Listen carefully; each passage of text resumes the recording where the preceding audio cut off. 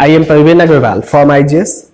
तो आज हम बात करने वाले हैं ज्योग्राफी के टॉपिक की, यानी ज्योग्राफी की शुरुआत करने वाले हैं। और ये ज्योग्राफी सिलेबस में सबसे पहले हम देखेंगे कि ज्योग्राफी की इंट्रोडक्शन, भूगोल होती क्या है, ज्योग्राफी क्या होते हैं, ज्योग्राफी शब्द की उत्पत्ति कैसे हुई, ज्योग्राफी नाम किसने दिया, फिर ज्योग्राफी की जनक किस कौन है। तो इन सभी के से हम आज के टॉपिक को देखेंगे। जैसा हम अगर देखें कि जो भूगोल, तो भूगोल होती क्या है, तो कोई भी डिफिनीशन को आप बताए नहीं बल्कि डिफिनीशन को बनाए। जैसे कि कोई भी अगर डिफिनीशन बनाना हो तो उस शब्द को जितना छोटे से छोटे खंडों में विभाजित करें। जैसे कि यहाँ पे भूगोल है, तो भूगोल को अगर हम यहाँ पे जैसा आप लोग पढ़े होंगे कि संधि विच्छेद करना, तो संधि विच्छेद अगर भूगोल का हम करें तो भू प्लस गोल, यानी कि इसका संधि विच्छेद हो गई। अब भू का मतलब ही होती है पृथ्वी और गोल का मतलब हो गया गोल। दैट मीन्स कि पृथ्वी क्या है, तो पृथ्वी गोल है। तो ये जो टर्म्स निकल करके आती है वो यहां से निकल के आया कि पृथ्वी गोल है। तो ये एक पहला जो निकल करके आ गया कि पृथ्वी क्या होती है, तो पृथ्वी गोल होती है, गोल होती है। उसके अलावा अब जो ज्योग्राफी थी, तो ज्योग्राफी अंग्रेजी के दो शब्दों से मिलकर के बना है। पहला जियो, प्लस ग्राफो। अब ये जियो प्लस ग्राफो, जियो का मतलब होती है पृथ्वी और ग्राफो का मतलब होती है वर्णन करना, वर्णन करना। अब ये जो टर्म्स आती है कि पृथ्वी का वर्णन करना ही क्या होती है, तो यानी इसीलिए दूसरा डिफिनीशन बन करके आ गया कि पृथ्वी का वर्णन ही, पृथ्वी का वर्णन ही क्या कहलाएगी, ज्योग्राफी कहलाती है। अब जो ज्योग्राफी के जो जनक है, इनके जनक को हम बोलते हैं हिकैटियस। ज्योग्राफी के जनक हिकैटियस।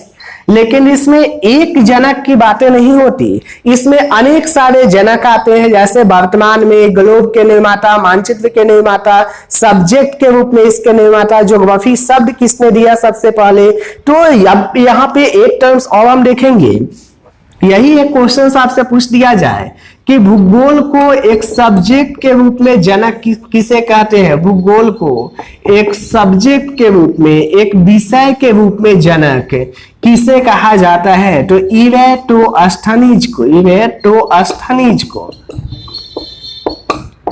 अब ये जो थे, इन्होंने ही सबसे पहले ज्योग्राफिका शब्द दिया था, जियोग्राफिका,